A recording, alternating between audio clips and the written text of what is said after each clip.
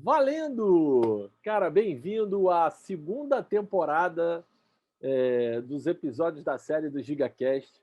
Para você que não conhece o GigaCast, é um podcast que eu criei para contar. Eu sou apaixonado por biografias, né? Eu sou o cara que talvez lê mais biografias que eu conheço. Eu gosto muito de ler porque você aprende com erros e acertos das pessoas, dos empreendedores que passaram no meu caminho. Eu falei, caramba, tem um jeito legal de fazer isso. Convidar algumas pessoas para entender histórias e erros e acertos que eles cometeram ao longo do caminho, porque encurta o meu caminho, né? E encurta o caminho de pequenos e médios empreendedores que estão espalhados por esse Brasil aí. E antes de começar, eu não sei onde você está. Se você está no YouTube, no Deezer, no Spotify, eu não sei onde você está, mas aonde você estiver, você sabe o que fazer. Segue, comenta, aperta o sininho, aperta nesses botões que estão espalhados por aí para você seguir o canal e ser notificado dos próximos episódios. E eu trouxe hoje para conversar comigo, para bater um papo comigo, o meu colega de Zenit, Roberto Navarro. Fala, Navarro, tudo bem, cara? Tudo ótimo, Giga. Como é que tá, irmão? Uma honra aqui aceitar o convite de você para fazer esse GigaCast, né? Que top, Pô, né? E uma valeu. honra ser escolhido aí, né? De biografia. Ué, pô, eu tenho, cara, tem cada história. Assim, eu já peguei aqui, eu vou contar um pouquinho para não dar spoiler, né? Mas Claro. eu peguei a história do Navarra aqui para contar um pouquinho da biografia dele. Ele foi lavador de vidro, cronista esportivo, educador financeiro, agente de investimento, coach. Rapaz, eu cansei de ler a tua biografia. Mas tem umas paradas muito legais. Uma delas aqui que você conta, né, Navarro? A gente vai passar por ela, que você ficou milionário aos 21 anos e quebrou tudo e recuperou em 14 meses. É. Caraca, essa é uma história bacana. Navarro, eu sei que eu fiz uma introdução rápida, mas conta pra galera um pouquinho mais quem é Roberto Navarro hoje. Que legal, né? Você falou das várias etapas da vida, profissões, tudo. E é muito interessante, né? Que às vezes a gente vai em treinamentos, tal, e fica lá uma semana numa imersão, conversando com a galera. Eu já fiz isso, já fiz isso, já fiz isso. Isso eu sei. Fala, porra, mas você já fez tudo? Tudo não, mas fiz muita coisa na vida. Mas sempre com um único objetivo, com um único propósito, né? E realmente a gente, um grande aprendizado que eu tenho hoje com 51 anos é que tudo que você passa, toda etapa da vida, tudo que você vai fazer, você tem que fazer com amor. E você tem que dar o seu melhor em qualquer área que você esteja fazendo.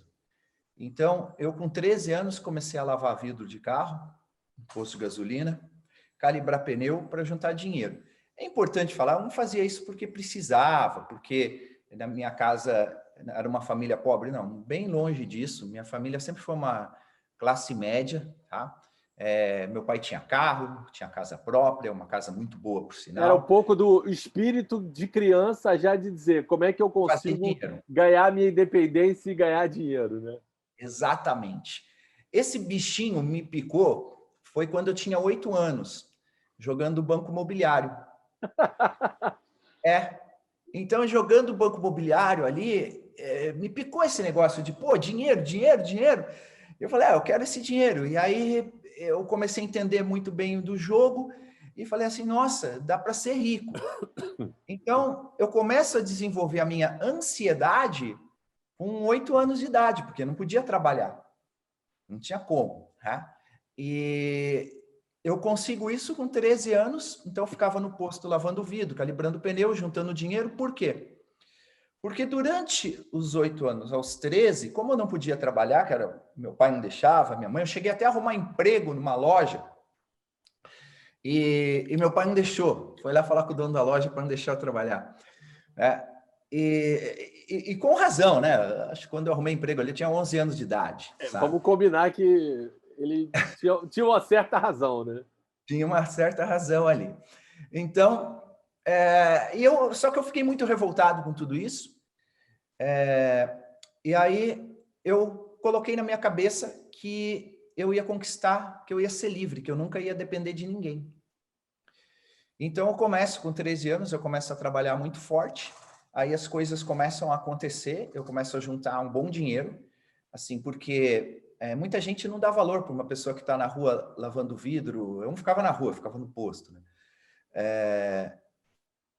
Calibrando pneu. Mas se você fizer uma conta rápida e você tiver uma média de R$ 2 hoje de gorjeta, né? Que tem gente que dá R$ 20, tem gente que não dá nada. Por carro, e se você fizer 100 carros por dia, você tem R$ 200 por dia, que dá R$ 6.000 no mês. Para um garoto de 13 anos, mesmo hoje, é muito dinheiro. Não, tem gente que trabalha no... Se a gente pensar assim, Tem gente Navarro, formado que recebe não, isso. tem gente que hoje é formado, perdeu o seu emprego, está no Uber para no final do mês ganhar R$ 2.500, R$ 3.000. Isso aí. Bruto, às vezes, nem líquido, né? Nem tirando os Perfeito. custos e tal, etc. Então, você imagina um garoto ter mais ou menos essa renda, morando na casa dos pais, sem custo de vida, sem nada, né? Então, eu já me sentia rico ali, né? Se eu quisesse comprar um tênis, uma bicicleta, qualquer coisa, eu ia lá e comprava. E foi interessante que, acho que uns 4, 5 meses depois, marcou muito isso. Eu fui numa lanchonete comer um x-salada, um suco com meu pai. Chegou a conta. E meu pai dividiu a conta. Pela primeira vez, meu pai falou, paga isso à parte. Eu falei, que isso? Ele falou, você não trabalha, não tem seu dinheiro? Então comece a pagar suas contas. Ih, deu ruim. Aí você falou, Deu ruim. opa, deu ruim. Mas por outro lado, me reforçou. E meu pai falou assim, e já vai se acostumando, ele falou assim, que eu também não vou pagar seus estudos. Você que se vire, né? E se quiser estudar, você que pague. Se você não quiser pagar, que fique sem estudar. Meu pai falou para mim. Falei, tá bom, né? Então eu preferi ficar sem estudar. E aí eu parei de estudar na 8ª série. E aí o que aconteceu? Eu parei de estudar e aumentei o meu ritmo de trabalho. Então eu comecei a vender. Eu sou muito ligado ao rock, comecei a vender muito disco, fita, camiseta, bracelete. Eu pegava ônibus, ia para São Paulo ali, já tinha 15 para 16 anos. Chegava em São Paulo na rodoviária do Tietê, ia até o Vale do Anhangabaú de metrô, ia lá na Galeria do Rock, com uma mala mesmo de mão, enchia de coisa que eu comprava, voltava lá para minha cidade para vender no interior e vendia aquilo 5 vezes mais caro, né? Então, eu comecei a fazer bastante dinheiro também com o rock, mas fiz muita grana mesmo. Eu chegava a anunciar até na revista Som 3 para vender mais. Então, o rock ali me deu uma levantada também de grana. E aí eu ficava o dia inteiro no posto e isso me fez muitos amigos, né? As pessoas paravam para abastecer, então eu ia conversar com as pessoas. E principalmente comerciantes. Né? Na época a gente não falava empresário, empreendedor, era comerciante. O cara tinha uma pizzaria, tinha um supermercado. Na minha cidade não tinha empresa grande, era comércio. Então, aquelas pessoas que eram, vamos dizer assim, os meus ídolos. Eu olhava um comércio bacana do cara e falava, pô, que legal, isso daí, e ficava conversando com eles. Então, eles são os meus primeiros mentores, né? Que me ensinavam, que falavam de dinheiro comigo. E uma coisa que eu aprendi também, você sempre tem que... Uma parte do seu objetivo você tem que deixar claro. Para você, você tem que ter ele 100% claro. Mas para as outras pessoas, você tem que ter uma parte dele claro. Não ele 100% para as pessoas, mas uma parte. E eu falava, todo mundo chegava para mim e falava, garoto, o que você está fazendo no posto? Vai estudar. Eu falava, não, eu quero ficar rico. Então eu tenho que ficar aqui. E aí, eles falavam assim, então vem cá, deixa eu te dar um conselho. E ficavam me dando conselhos. Até que teve um dia que chegou um cara que falou assim para mim, você quer ficar rico mesmo? Eu falei, quero. Ele falou, no caminho em São Sebastião, ele falou, vão construir o maior porto do Brasil. Compra um terreno ali no caminho para São Sebastião, ele falou. Aquilo lá tudo brejo, não vale nada. Aquilo vai valorizar demais. O que eu fiz? Eu comecei a pegar a bicicleta, que dava 20, de ida e volta uns 40 quilômetros. E 3 vezes por semana de bicicleta naquele trajeto. E eu realmente comprei um terreno lá, né? Comprei um terreno E o terreno realmente... Quantos anos você tinha quando isso aconteceu, Roberto? Quando eu comprei o terreno, eu tinha uns 17, eu não era maior ainda. Meu pai Ou teve que ir seja, no cartório. você teve que pedir autorização do teu pai para assinar o documento. Isso, ele foi no cartório comigo. E aí, eu comprei aquele terreno foi valorizando realmente. Como eu aprendi tudo no Banco Imobiliário, passou que uns 2 anos, eu hipotequei o terreno, fiz uma hipoteca, igualzinho se faz no Banco Imobiliário, e construí um posto de gasolina da Ipiranga em cima. E vendi por $1 milhão. Então, sensacional! no dia 21 de janeiro de 1991, eu não tinha 21 anos ainda. Eu tinha 20 anos. Eu faço aniversário em abril, esse mês. Então, ali eu começo a mudar completamente o estilo de vida, né? Aí eu já compro, com aquele dinheiro eu compro outros 2 postos, começo a movimentar. Aí você começou a virar um empresário meio banco imobiliário, né? Começou a comprar ativo e comprar empresa e tal, etc. Isso. E foi. Eu era um empreendedor assim, serial mesmo, tá? Um pouco diferente. Hoje eu sou um empreendedor serial também, tenho muitos negócios, mas naquela época era diferente as coisas. Hoje eu falo que hoje é muito mais fácil até. É mesmo, então, não tenho dúvida. A internet hoje facilitou tudo, né? Então, porque aquela época, por exemplo, o primeiro livro que eu li na vida, eu tinha 23 anos. Foi Estrada para o Futuro, de Bill Gates. Então, tudo isso que você ouve hoje, você tem que saber propósito. Propósito porcaria nenhuma. Propósito você vai encontrar no meio do caminho. Você tem que ler, buscar isso, aquilo. O primeiro livro que eu li com 23 anos. Eu parei de estudar na 8ª série com 16 anos de idade. Né? Então, tudo isso que falam aí que a pessoa tem que fazer, eu não fiz nada disso. E se você pegar 1 milhão há 30 anos atrás, nós estamos falando em 20 milhões hoje. Dinheiro para burro. Então, é grande. E olha só que interessante. O meu primeiro carro eu fui comprar com 23 anos, que foi uma Paraty. Eu já era independente financeiramente há 3 anos. Sensacional. E eu não comprava o carro. Tem uma pergunta que eu faço para todo mundo que para você eu não vou fazer, né? Que é engraçado, né? Todo mundo em algum momento na vida passou por alguma atividade remunerada, mas são poucos os casos, mas tem. Passou como se estivesse vindo para o mundo corporativo, ou foi funcionário público, ou seja, teve carteira de trabalho. Então, aí eu pergunto, cara, o que você curtiu empreender? Curte empreender para você é um negócio legal? Eu não posso te perguntar isso. Na verdade, eu vou te perguntar, você alguma vez já teve carteira de trabalho? Não. Esse é o meu maior orgulho não ter tido CLT. Sensacional, cara. Que carteira de trabalho? Não tenho isso, não sei que documento é esse. É o maior orgulho da minha vida. Que isso, cara? Eu não sei mesmo o que é isso, né? Isso é interessante porque teve um momento ali que eu estava muito ansioso para ter o posto. Cara, eu vou interromper, Roberto, porque eu já vou fazer. Eu pensei aqui, eu já sei qual vai ser a chamada do GigaCast. Vai ser o cara, o cara sem carteira de trabalho. Conheça o cara que não tem carteira, nunca teve carteira de trabalho. Eu vou preparar a cópia dessa história, porque é sensacional isso, cara. Sensacional. Exato. E eu sempre tive certeza de que eu não ia ter. Caramba. Esse é o detalhe. Sabe como eu tive a certeza? Porque é o seguinte, eu no posto, eu via os frentistas chegando, então no começo me dava até aquela vontade, quero ser frentista, porque os caras ganhavam cesta básica, apesar de eu não precisar, mas eles tinham um salário, eles tinham uma grana, que para mim era muita grana, né? Ver aquilo criança. Então era o sonho, mas esse sonho durou pouco. Porque o que me marcou um dia foi um dia que um rapaz chegou para trabalhar e ele foi demitido aquele dia. Então ele volta para casa. E eu lembro que eu conversei com ele e ele falou assim, cara, eu não sei o que eu vou fazer, ele falou. Porque ele tinha, acho que, 4 filhos, a esposa dele, naquela época a mulher não trabalhava, era só dona de casa, né? Dona de casa, eu não sei o que eu vou fazer, eu não sei o que eu vou falar em casa. Né? E eu vi muito isso acontecer. Então, aquilo entrou muito na minha cabeça e falou assim, poxa,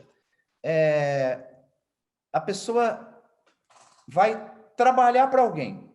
Então, o cara chega, o patrão fala assim, você vai trabalhar das 8 às 6. Beleza. Simplesmente você vendeu aquele horário. Você não pode fazer mais nada das 8 da manhã às 6 da tarde. Você é daquele cara. O cara vai falar quanto você vai receber. Você não tem direito de pedir. É ele que determina quanto você vai receber. Então, ele mandou no meu dinheiro, mandou na minha vida. E detalhe, a hora que ele quiser, ele me manda embora sem falar nada. Então, eu virei um escravo, não tenho segurança nenhuma e vou viver na corda bamba. Eu olhei aquilo e falei, não, de jeito nenhum, isso eu não quero para mim. Tem um pouco do que a galera chama, né, que não empreende, que gosta de trabalhar no funcionalismo público. Nenhum problema com quem gosta de trabalhar no funcionalismo público, quem é trabalhador de empresa privada, mas é o que eu chamo de falsa segurança, né? Existe uma falsa segurança, principalmente, e a gente vai se dando conta dessa falsa segurança conforme a gente vai ficando mais velho e vai subindo nas empresas, né? Eu acabei saindo antes de 45 anos, eu saí do mundo corporativo, eu tinha 17, 21, 42. Tenho 46 hoje, saí de 42. Mas eu era diretor, CFO do Grupo Globo, grande empresa e tal, etc. Quando eu saí para ser sócio do Jerônimo. Agora, se você olha hoje as estruturas hierárquicas das grandes empresas, é muito raro, ou você está numa posição de alto executivo e aí você consegue ter 50, 55, 60 anos trabalhando nessas empresas. Agora, se você está na gerência média para baixo, você não vê pessoas acima de 35, 40 com facilidade. Então, você se dá conta que o pessoal hoje chama antigos 30, hoje são os novos 40, né? Que você não vê. As pessoas hoje começam a empreender aos 40 por necessidade, que falando, cara, não tem mais espaço para pessoas que antigamente eram... Então, as pessoas vão empreender porque acabaram o tempo limite. Então, elas são pressionadas a empreender quando chegam aos 40 e poucos anos, porque não tem mais espaço para elas. Então, é muito raro você ver pessoas mais velhas trabalhando no mercado privado, né? E fazendo a conexão que você está fazendo, é a tal da história da falsa segurança, né, que a galera tem. Mas eu queria conectar com essa história que você está falando, com o que você disse, eu li na tua biografia, a curiosidade, eu falei assim, você contou a história, comprou um posto, vendeu mais posto, comprou mais posto, vendeu um monte de ativo e chegou uma hora que deu ruim, né? O que aconteceu? Deu ruim. O que é esse... Eu pergunto geralmente aqui qual é o fracasso retumbante. Eu não sei se é esse o seu maior fracasso retumbante, mas se for, o que aconteceu? Me conta essa história desse fracasso retumbante, o que você aprendeu nessa história? É porque é o seguinte, cara. Lógico que hoje eu entendo de uma outra forma, né? Mas na época o que aconteceu foi o seguinte, eu comecei a trabalhar muito jovem, com 13 anos, e tudo que você quer na vida você tem que renunciar a alguma outra parte. Então a única coisa que eu fazia assim para me distrair era jogar futebol e jogar tênis. O resto eu não fazia mais nada. Fui de uma namorada única na vida, abri mão de namorar, abri mão de tudo para poder atingir meu objetivo, né? A única coisa que eu estudei na época era sobre posto de gasolina, que eu buscava estudar todas as informações que eu conseguia, sobre música e sobre futebol, né? E inglês. Eu estudava muito inglês com o objetivo de entender as músicas. Então, eu fazia um curso de inglês. E sem querer, né? Isso foi o grande meu sucesso depois, lá na frente. Então, a minha vida era sem diversão, sem nada. Eu tive filho muito rápido, né? Com 23 anos, nasce a Raíssa, e nasce na sequência a Pérola e a Amanda, e eu passei a ser pai solteiro, né? Eu cuidei sozinho das 3 meninas. Então, era muito difícil para mim. Naquele momento onde nasce a Amanda, eu já nem lembro mais quantos postos eu tinha, mas tinha rede de pós gigante, milhares de funcionários, eu tinha distribuição de bebidas, Coca-Cola, né? Eu tinha rádio, né? Eu era vice-presidente da Associação Comercial, eu era presidente do PFL, eu tinha rede de surf shop, eu tinha academia de tênis, eu tinha muitas empresas, muitos negócios, tá? E ali com 28, 29, 30 anos. E sempre muito desgastado, trabalhando feito um louco, né? E sendo pai, meu escritório era um escritório grande, que era um parque de diversões, que a criançada estava o tempo todo ali comigo.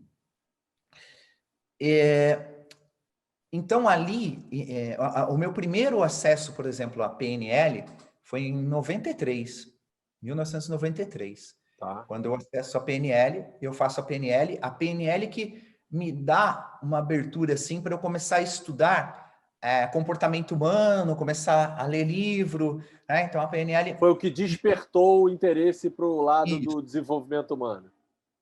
Mas nunca pensei em trabalhar com isso.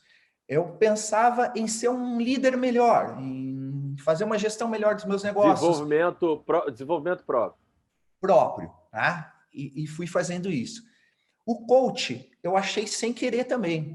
O coach eu achei em 1998, eu fui transmitir um jogo que foi Brasil e Espanha, em Vigo, na Espanha.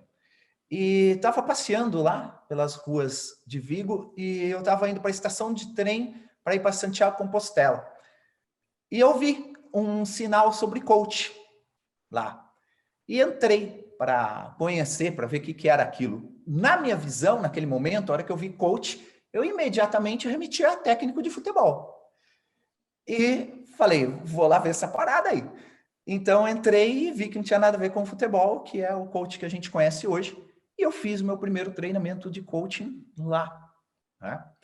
E o segundo foi na Inglaterra, também indo transmitir um jogo Brasil-Inglaterra. Foi, acho que um ano depois, eu fiz. Então, essa abertura, né, do coaching, da PNL, tudo na época que eu fazia pro meu desenvolvimento, me trouxe muita bagagem, assim, e experiência. E foi bacana isso para mim. E aí, quando eu assumo a vice-presidência da Associação Comercial, eu cuidava muito dos pequenos empresários. Então, eu fecho parceria com o Sebrae, com um monte de gente, para dar treinamento para eles. Então, eu fui líder do Empretec, fui líder do Sebrae, de todos esses movimentos, na época, bem no início, né? Eu fui liderança de tudo isso daí. Esses treinamentos de líder trainer que existe por aí todo, motivacional, que pisa no fogo, entorta ferro no pescoço, anda em caco de vidro, isso daí eu fiz pelo menos 500 vezes. Por quê? Porque eu levava todos os empresários para fazer, com o Eugênio Ferrarese de São José dos Campos, com o Léo Ribeiro, aqui no interior de São Paulo. Tudo isso daí para mim era uma coisa normal, né? Fazia todo dia, praticamente, né? Vou ali andar na brasa. Vou ali pisar em uns cacos de vidro. Era isso aí. Andar de costas, ou engatinhando. Já era, né?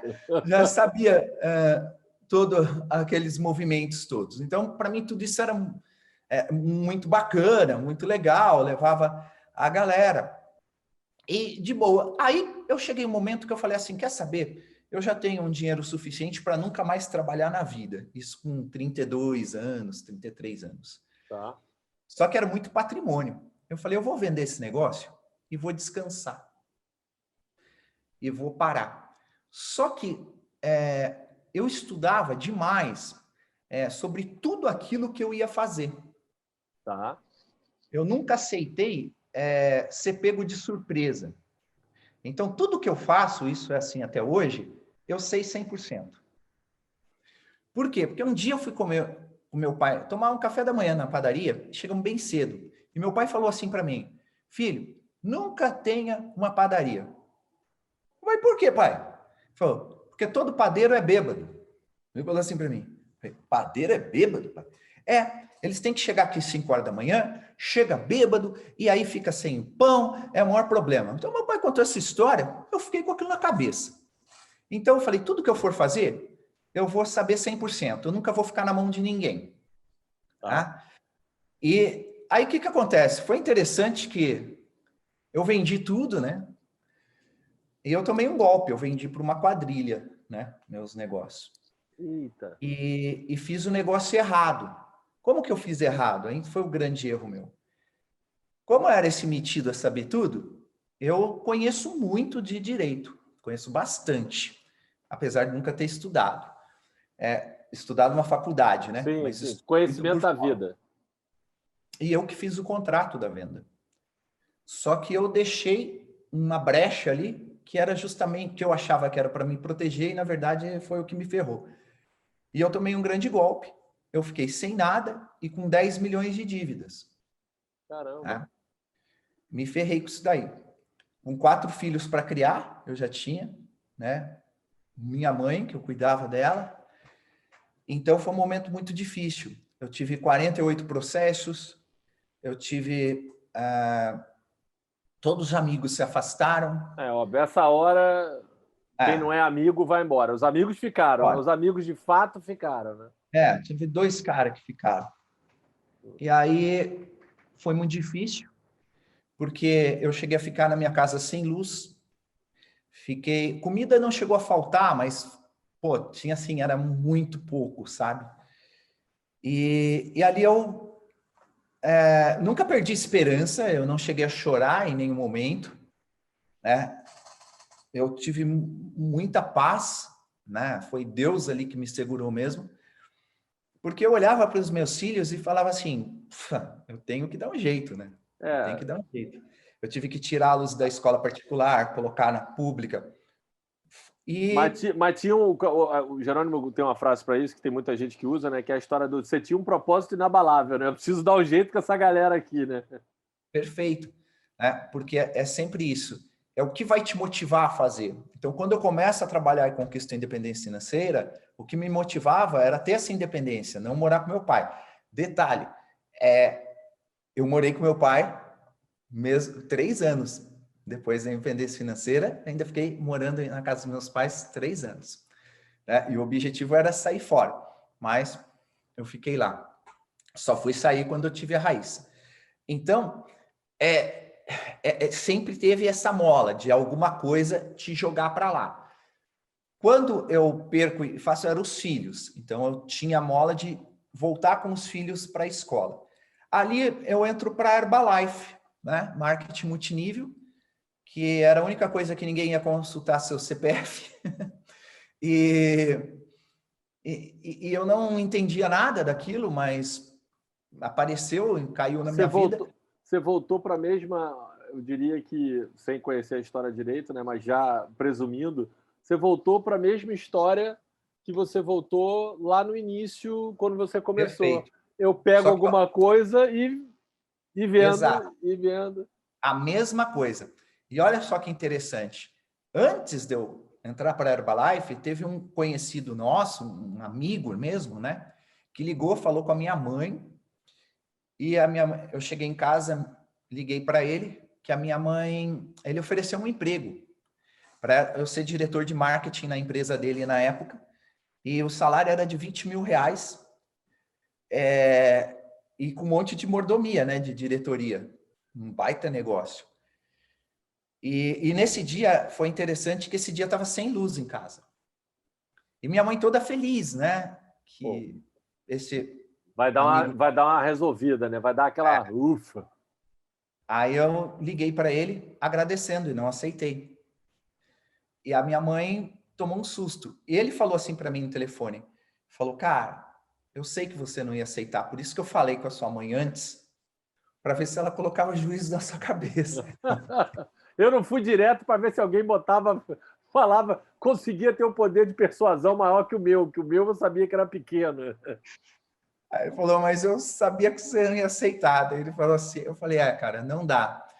E ele falou assim, sei que você também não vai aceitar dinheiro, né? Eu falei, não. Também não.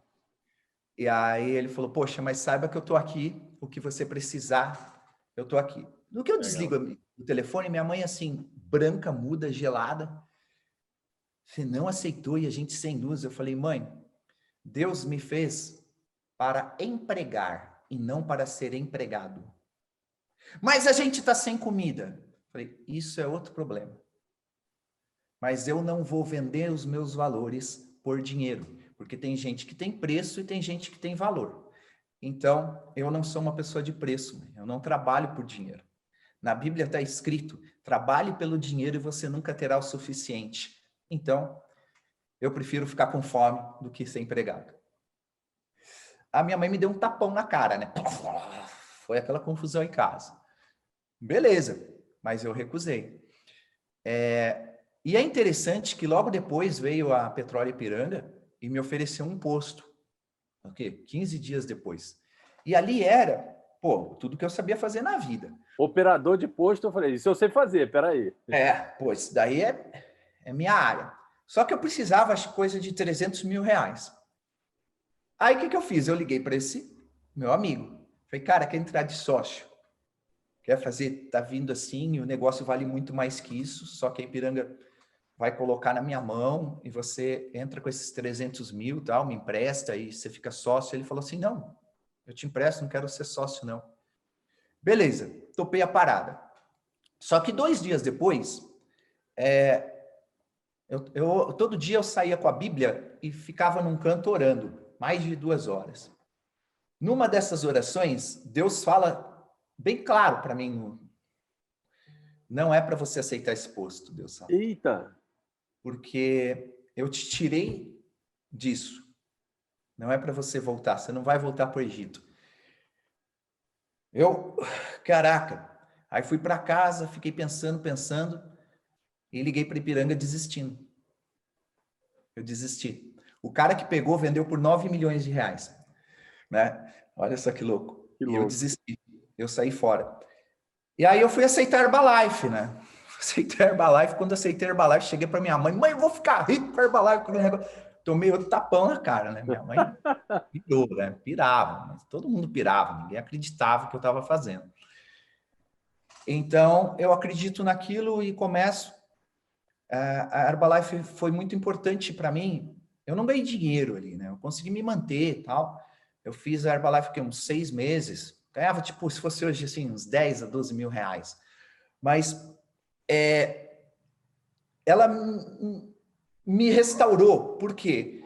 Porque ia naqueles treinamentos motivacionais e começava a ver Jim Rohn, começava a ver tudo aquilo, eu falava, caraca, Jim Rohn, cara, o cara que treinou Anthony Robbins, ninguém no Brasil sabia quem era Anthony Robbins, mas meu primeiro treinamento com o Anthony Robbins foi em 1999.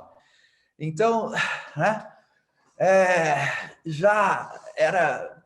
E ali, é interessante isso, que quando você está numa situação dessa, você não sabe quem você é, você esquece as coisas. Eu não lembrava que coach podia ser um negócio, eu não lembrava, nem pensava nisso. E aí eu vi os caras no palco, eu falava assim, caraca, tudo esse cara está falando aí eu sei. Tudo que esse cara está fazendo aí eu sei. Eu posso falar o que ele vai falar agora. Eu sabia tudo de cor salteado. As posições que eles marcavam no palco para fazer, eu sabia, porque eu fiz os treinamentos para você fazer comício, quando era do PFL. Então, eu conhecia tudo aquilo. Eu falava, mas esses caras estão fazendo, eu faço melhor que ele. Sabe quando você pensa assim? Eu vou lá e vou fazer esse negócio aí. Então, isso foi bacana. E aí começou a história com o coach? Não começou. Aí antes de você ir para a história, eu quero te fazer uma pergunta ainda pela história anterior. Pode? A pergunta é a seguinte: para eu pegar bem o ponto, o erro do contrato, o erro dessa história foi o quê? Soberba? O que você diria que, assim, qual foi o erro que eu cometi e não deveria ter cometido? Porque eu acho que a lição que a gente tem que passar para a galera é, cara, o cara errou aqui, não erra de novo essa porcaria, pelo amor de Deus. Foi um monte de coisa. Foi burrice. Boa. Burrice. Foi soberba e foi ganância. Por quê? Porque o advogado da época que eu consultei, ele me pediu 120 mil reais para fazer o contrato. Eu falei, eu não vou dar 120 mil reais para ele. 120 mil reais eu faço. Essa é a história, esse teu ponto é bem legal, Roberto, porque assim, as pessoas hoje, quando a gente contrata um serviço de consultoria, que é o que eu faço hoje, consultoria, mentoria, te contratam para fazer consultoria, mentoria, coaching e tal, contratam especialistas para as coisas, o pessoal acha, não, tá louco, o cara tá querendo cobrar um dinheiro absurdo. Eu falo assim, é para que não aconteçam coisas como essa que aconteceu com você. Né? Assim, Exatamente. tem trabalho, tem valor ali, tem inteligência para fazer um trabalho daquele. Né? E você desmerece o trabalho do outro, achando que É, aquilo ali é muito simples, faço eu. Falei, tá bom, faço. então vai lá, amigo, vai lá. E aí eu me ferrei, porque eu também, o corretor, ele era um conhecido meu, sabe? Jogava bola, mas era muito conhecido dos caras também. E na imobiliária tinha o advogado, tinha tudo. Então eu consultei bastante os caras, sabe? E só que ele estava envolvido no golpe, sabe? E isso foi uma coisa que me marcou muito, né? Essa traição também.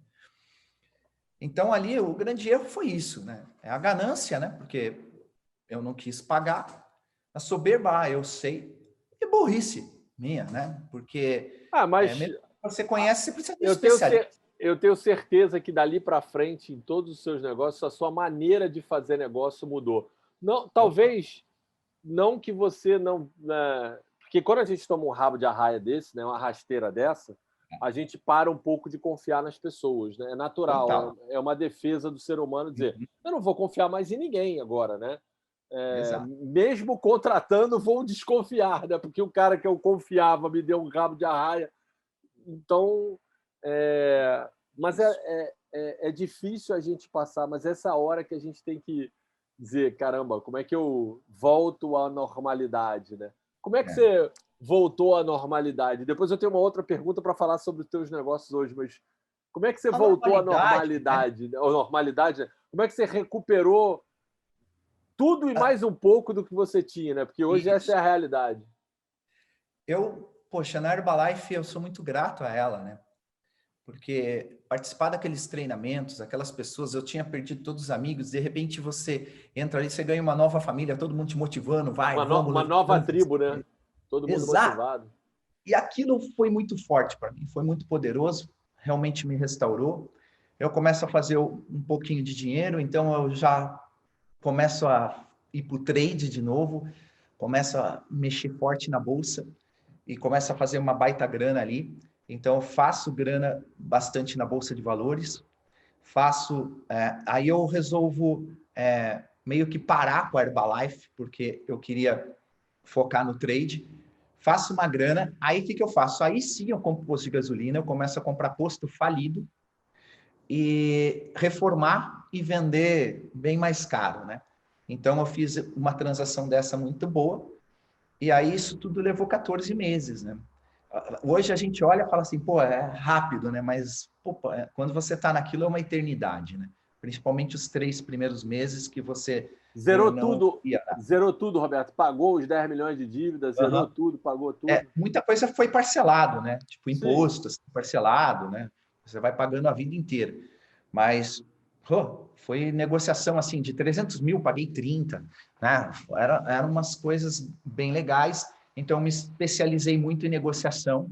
Aí sim, foi onde eu já estava utilizando as técnicas da PNL, do coaching, para negociar com todo mundo, mas ainda estava nessa área de trade e de empreendedorismo, né?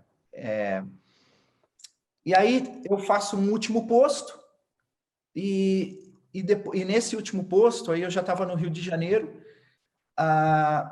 eu sempre ia lá no INAP, né, com o professor Jairo Mancilha, que foi um grande mestre para mim.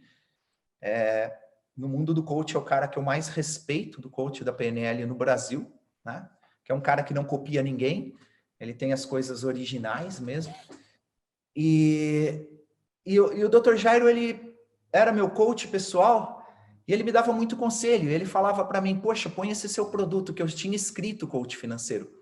Põe esse produto no mercado, põe esse produto no mercado, põe esse produto. Ele ficou uns 2 anos falando para eu colocar e eu não colocava, porque eu não queria.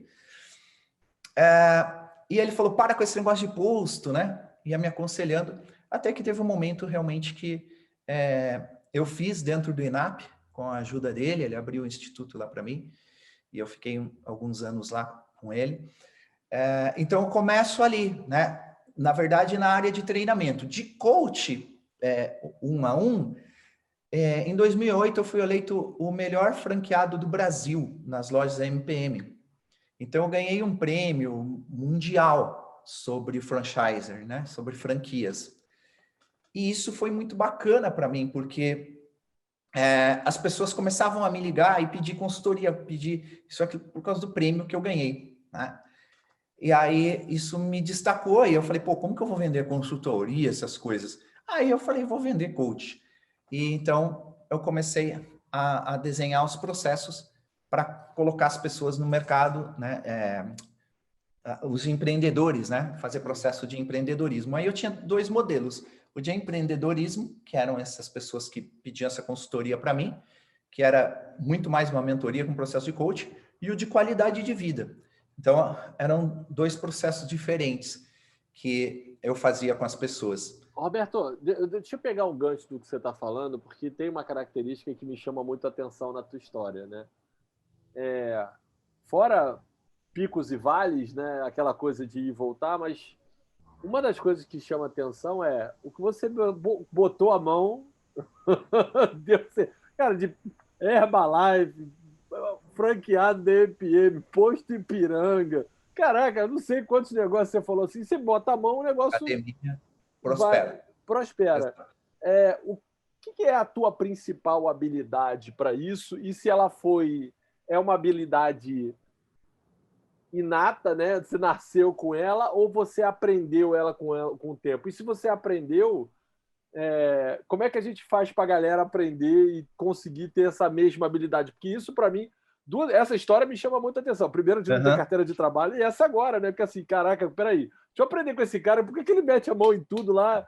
Quase toque de Midas, cara. Pô, me sacaneia. O que é? O que acontece nessa história? É exatamente esse toque, cara. Isso, você vê, depois criar o coaching, escritórios de investimento, hoje eu nem sei quantas empresas a gente tem por causa das startups, né? Perdi a conta.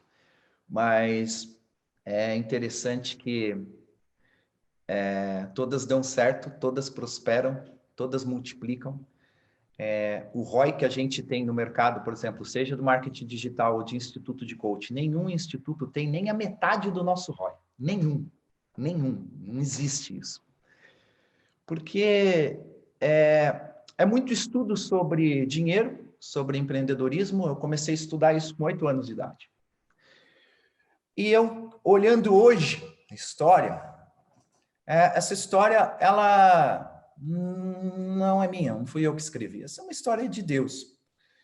Porque hoje eu sempre falo para as pessoas que, para os meus alunos, para quem passou comigo, que é impossível eu não melhorar a vida financeira de qualquer pessoa. Boa. E a cada vez mais eu chego a essa conclusão. Tanto é que eu registrei no cartório. A pessoa que faz o coaching financeiro, ou o TF2X, ou Fábrica de Milionários, alguns cursos nossos, que fala em geração de riqueza, se ele não tiver a vida dele financeira melhorada em 6 meses, eu devolvo para ele, não é o valor do curso, é 10 vezes o valor do curso. Ele paga 2.000 lá num treinamento desse. Se depois de 6 meses ele não tiver melhor do que ele estava antes, eu devolvo 20 mil reais para ele. Aplicando a técnica, não adianta fazer o curso e não aplicar nada, né? Só para combinar, porque senão a galera acha que assim, não, eu fiz o curso, não aconteceu comprei nada. Comprei o curso, acabou. Pô, vamos combinar, né? Você tem que... Belo investimento, deixa eu multiplicar por 10 meu patrimônio. Eu vou fazer treinamento toda hora contigo, não é isso? Vou comprar 50 cursos desse para... É fazer o treinamento e aplicar essa jossa, pelo amor de Deus. Lá no cartório, inclusive, no contrato está escrito que ele tem que aplicar pelo menos 7 das técnicas que a gente ensina. Não precisa nem aplicar tudo. 7 delas já é o suficiente para ele melhorar a vida financeira. Eu registrei isso tem 4 anos. Nesses 4 anos, tive o quê? Uns 45 mil alunos. Nunca tive um pedido de devolução. Boa. Isso, alguém que é prova material que a coisa funciona, acabou, né? Resolvido, né? Acabou. Então, e por que eu fiz isso também? Porque uma vez eu dei uma palestra e na empolgação da palestra, eu falei assim, que eu poderia melhorar a vida financeira de qualquer pessoa. E se eu não conseguisse, eu dava 1 milhão para ela. Saiu, né? Naquela palestra. Depois eu falei, o que eu fui falar? Aí eu comecei a pensar. Aí eu falei, esse mês a gente vai completar 123 mil alunos. Né? É aluno paca. É aluno pacas. Eu falei, com quem deu errado? Eu não conheço um aluno que chegou falando, não funcionou. Boa. Né? Em 12 anos. Né? eu não conheço. Então, se tem, ele nem chegou falando. E aí eu falei, poxa, eu posso dar a garantia que eu quiser sobre isso. Por outro lado, a gente tem, em média, nos últimos 3 anos, 418 depoimentos por ano de novos milionários que vieram de renda abaixo de R$ 5.000. Bastante tá? coisa. É bastante gente, tá? De novos milionários. Só que é isso que chega para a gente. O número verdadeiro eu não sei qual é. Não sabe. Ele é muito grande. Então, o que isso mostra? Por que o negócio é bom? Apesar de eu ter lido milhares de livros, nada é tirado de livro. Nada. Eu não tenho uma técnica que é tirada de livro. Zero. Tá? Tudo isso foi feito através de uma vivência. E é a mão de Deus, porque eu começo do zero. Então tem gente, como começar do zero? Eu comecei. Eu fico milionário com 20 anos. Milionário jovem, você tem que lidar com isso. Eu faço muito sucesso, fico presidente de um dos partidos políticos maiores do Brasil, por exemplo, na época que a gente era governo, que era vice-governo do Fernando Henrique Cardoso. Vice-presidente da Associação Comercial, dono de muitas empresas. Então, mega empresário, famoso, né? Jovem, pai, 4 filhos, pai solteiro. E tive essa experiência maravilhosa de empreender. Perco tudo, então me tornei um mega devedor. Então, quem está devendo, eu sei que você está passando. Quem está faltando comida na casa, eu sei que está passando. Em 14 meses, eu mudo a minha vida completamente. Então, tem gente que hoje não sabe como começar do zero. E começar negativo, menos 10 milhões, 48 processos, nome sujo, sem escola, sem profissão nenhuma. Né? E ainda recusando um belo de um trabalho, né? Para comer, porque a minha vida era empreender. E aí, veio para o mundo do coach. Eu sou o primeiro no mundo a dar uma formação de coach online. A primeira formação de coach online do mundo foi em 2008. É minha. Né? Então, e ninguém imaginava isso. E eu era criticado muito nos institutos de coaching. E, de novo, né? Isso é inato, ou seja, você... Cara, eu nasci com essa habilidade, eu posso aprender, vamos dizer assim. Exato. Eu nasci com isso. Foi Deus que foi fazendo isso, porque eu passei por todos os estágios para fazer o que eu faço hoje. Por isso que eu falo, a gente tem que fazer amor com aquilo que a gente está fazendo, porque meu objetivo era ser lavador de vidro de carro? Não. Mas era o início do processo para chegar onde eu cheguei. Meu objetivo era ser dono de posto de gasolina? Era. Se você me encontrasse em 2000, no ano 2000, eu com 30 anos, você perguntasse assim para mim, Roberto, como você se vê em 2020? Né? Daqui 20 anos, né? Estamos em 21, mas como você se vê em 2020? Daqui 20 anos. Eu ia falar assim para você, Giga, cara, eu vou ter 500 postos de gasolina, vou ter 200 surf shop, eu vou ser dono da Petrobras, sei lá, vou ter uma distribuidora de petróleo, eu vou ter não sei quantas rádios, vou ter TV. Eu ia falar isso para você. Eu ia falar isso daí. E isso era o que eu trabalhava, e eu amava, e era a coisa mais importante da minha vida. Estava levando a saúde embora, estava levando um monte de coisa embora. Razoavelmente, né? Porque eu sempre fui um atleta também, mas eu não cuidava tanto assim da emocional. Boa. Aí, o que acontece? Passaram 20 anos. O que eu tenho daquilo, do sonho do Roberto de 20 anos atrás? Nada. Eu não tenho nenhum posto de gasolina, parei para pensar um pouquinho nas empresas que a gente tem lá. Não tenho. Academia, eu acho que a gente tem. Tem uma startup que tem sociedade nisso daí. Mas não tenho nada disso. Na verdade, assim, hoje você pode ter vários negócios e alguns talvez você nem saiba que tem, né? Que é o que você está falando. Deixa eu pensar aqui para lembrar o que tem. Mas você conseguiu construir uma máquina.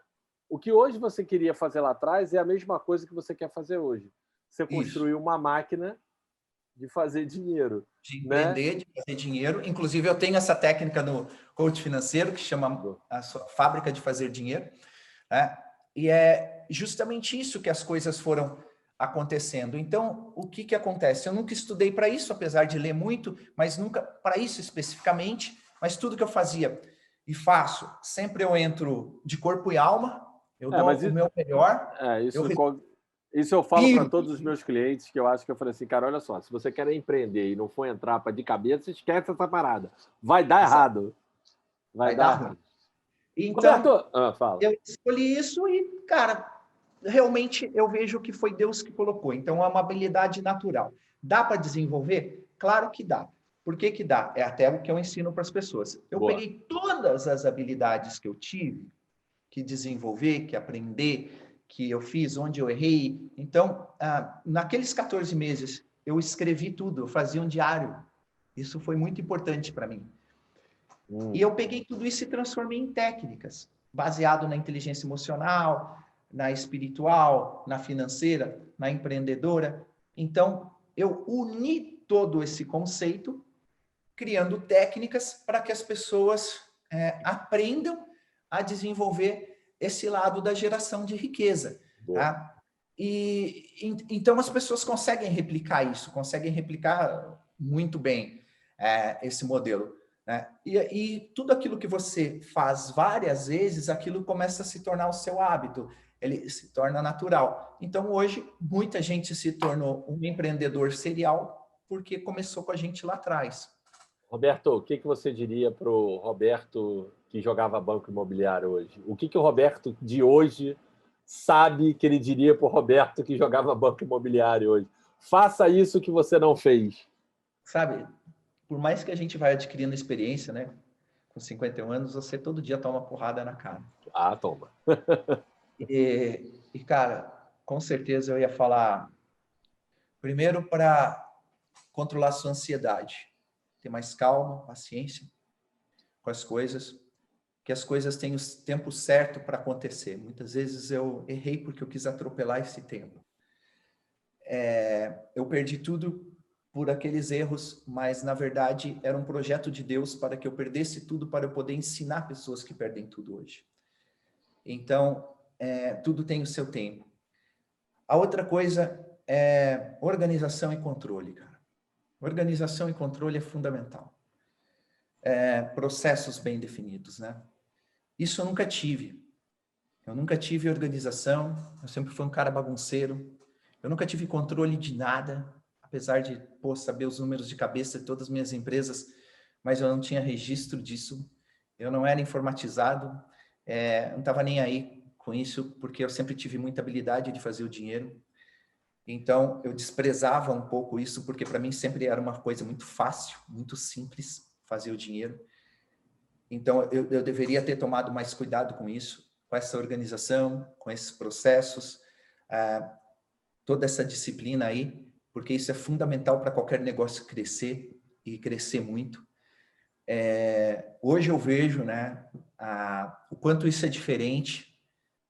Hoje a minha empresa ela tem um CEO, né? Aliás, uma CEO, é a Lara, que toca tudo, que manda em mim até. E vem com os processos, né? Muito bem definidos, os processos muito organizados, as coisas incríveis, pouquíssimas pessoas trabalhando no sistema, porque é uma alta produtividade o nosso sistema, é tudo por meritocracia, por partnership, parceiros. Então, a coisa funciona muito bem. E eu olho para trás e falo, cara, eu devia ter feito isso desde o começo. Legal. Sabe? Quanto dinheiro eu deixei na mesa por não ter organização. Isso, para mim, é fundamental. Por não ter... hoje, né, tem coach em tudo quanto é área da vida. Antigamente, o meu primeiro coach eu tive em 2001, eu acho, 2002. Mas se eu tivesse tido lá atrás, se eu tivesse conhecido lá atrás... muita coisa tem que ser poupado. Legal. Roberto, caminhando para o final, cara, eu tenho mais duas perguntas para te fazer. Uma é, cara, quem é o cara que você olha para trás assim? Quem é o cara que inspira o Roberto? Né? Que é assim, a história de um empreendedor que você fala, caramba, esse cara aqui, eu olho para ele e falo, esse cara é bom. Tem livro desse cara, filme desse cara? Porque é esse cara que eu devia me inspirar também, que você se inspira. Bom, é incrível, cara, porque hoje é muito fácil, todo mundo fala Flávio Augusto, né, pessoas famosas. Cara, eu olho para trás, eu vejo os comerciantes da cidade. Que eu tinha o cara que tinha uma pizzaria, o cara que tinha um posto de gasolina, Caraca, o cara que sensacional, tinha uma muito bom. padaria, porque foram esses caras que me ensinaram. Foram Boa. esses caras que, num papel de É a, pão, me- às vezes, é a mentoria de botequim, né? Aquele cara que sabe botequim. que... Teve um cara que chegou para mim e falou assim, ó, tudo que você comprar por 10, nunca venda por 9, venda no mínimo por 11. Parece uma coisa simples, mas tanta gente que não sabe fazer conta de custo das coisas e acaba vendendo no prejuízo, né? Então, tudo isso eu aprendi num posto de gasolina, na pista de um posto de gasolina, conversando com comerciantes comuns que você vê por aí hoje em tudo quanto é canto e que a maioria das pessoas não dão valor. Eu dou muito mais valor para um cara que está lá 60 anos atrás na padaria dele e com sucesso, ou o restaurante dele com sucesso, que muita gente que está aí recebendo dinheiro Boa. de fundo de investimento. Então, eu acho isso incrível. Eu sempre volto para esses caras. Assim, no mundo vai, para falar de alguém famoso, eu falo do Abílio Diniz, porque Abílio é um cara impressionante mesmo. ele é impressionante para mim. O Abílio é meio ame ou deixo, né? Ele tem um pouco da ambiguidade do bonzinho e do vilão, né? O cara... Ele tem isso, né, esse lado dele. Mas por que eu falo ele também? A facilidade da flexibilidade dele de mudanças, da forma como ele investe, né, que ele tem a Península, né, que é o grupo de investimentos deles, que tem diversas empresas, a Sadia, o Carrefour e tal. A obsessão dele pelas coisas, então, a obsessão dele era ter o supermercado número 1 do Brasil. Conseguiu fazer isso com o Pão de Açúcar. Ele sai do Pão de Açúcar, numa transação que não foi muito bem sucedida, e vai para o Carrefour. E agora ele compra o Big e já é o número 1 de novo do Brasil. Então, mesmo com 80 e poucos anos, ele continua com aquela obsessão, não para. Pai, com um excelente relacionamento com todos os filhos, atleta, né? Então, um estilo de vida incrível, São Paulino, né? Então, ele tem... Tudo... Seria a pessoa que eu mais me identificaria hoje. Legal, show de bola. É um belíssimo personagem. Eu acho que o Abílio não tem ainda uma biografia. Acho que não escreveram a biografia do Abílio. Na verdade, ele tem 2 livros que ele escreveu. Mas é autobiográfico, é ele escrevendo, né? Ele escreveu 2 livros que... Poxa, esqueci o nome agora. E depois tem aquela mesma moça que escreveu da Ambev, escreveu o dele, a biografia dele. Vou procurar, não conheço. É uma história que eu gostaria de saber. Ele tem esses 3 livros. Eu estou olhando aqui para ver se não está aqui embaixo, aqui nesse escritório, o livro dele. Mas eu acho que não está, não. Gente, eu vou botar depois nos comentários da galera no vídeo, lá no YouTube, eu boto nos comentários. Sim. Pegar aqui para você. Boa. Esse é a biografia que a Cristiane Correia... verdade, eu lembro, é verdade. Esse eu não tenho. Viu? Já peguei uma dica de biografia para ler. Eu não tenho a biografia do Abílio. Do Abílio. Não tenho. E aí ele tem os 2 livros dele, se eu não me engano, é do Sonho à Conquista, coisa assim. Que ele tem o 1 e o 2, né? Coisa assim. Boa. Roberto, a última pergunta, cara, que eu gosto de saber, porque para onde as pessoas estão indo. Quais são as próximas histórias, ou qual é a próxima história que o Roberto Navarro quer contar? Cara de 51 anos, qual é a próxima história? Se você botar lá daqui a 20 anos de novo, qual é a história que você quer contar? É o seguinte, eu posso falar por mim, por hoje, né? Porque eu sempre falo que é Deus quem trilha meu caminho, o que Ele mandar fazer é o que eu vou fazer. Então, enquanto Ele manda eu fazer o que eu estou fazendo, eu vou desenvolvendo os projetos com todo o meu amor. Meu maior sonho é formar no Brasil 10 milhões de pessoas na educação financeira gratuitamente, tá? gratuitamente. O governo não faz, as pessoas não fazem. A gente já deve estar aí num número, que eu comecei recente esse projeto, em torno de 12 mil pessoas já formadas gratuitamente, que eu faço pela internet, com certificado, com tudo, com material didático, eu dou tudo.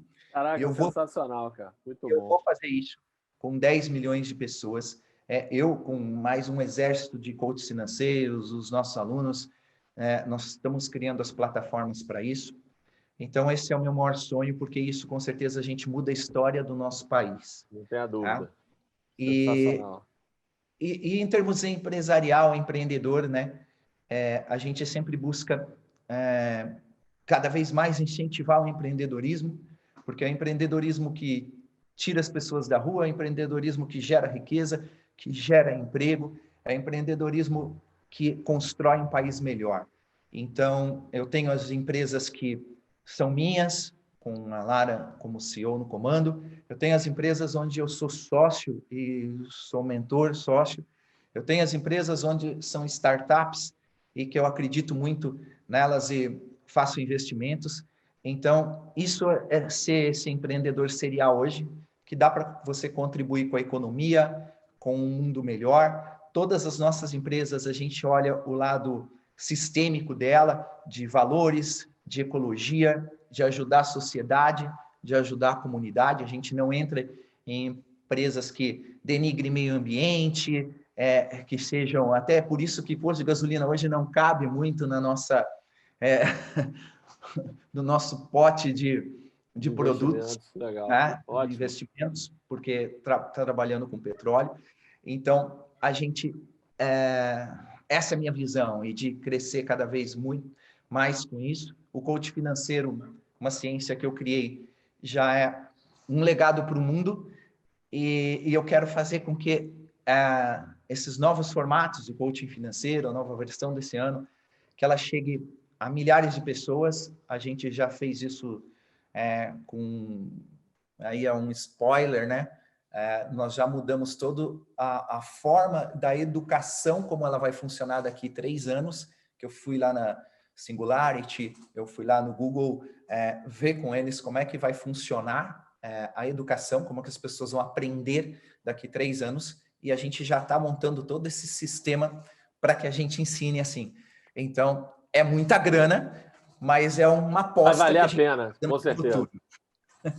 Roberto, cara, obrigado, valeu mesmo pelo... Cara, o papo voou aqui, já passou mais de 1 hora, papo bom, voa. A gente, quando eu falei, caraca, já passou 1 hora, bicho, caraca, sensacional.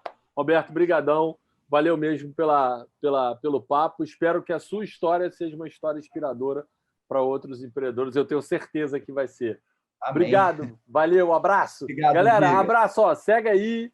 Comenta, deixa os comentários, manda uma mensagem para o Roberto aqui debaixo no vídeo, no podcast, para a gente depois comentar. Valeu, galera. Abraço.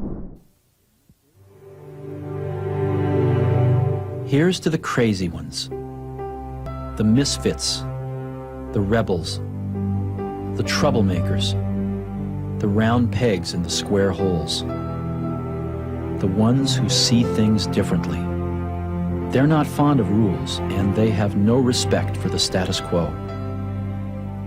You can quote them, disagree with them, glorify or vilify them. About the only thing you can't do is ignore them, because they change things. They push the human race forward. While some may see them as the crazy ones, we see genius.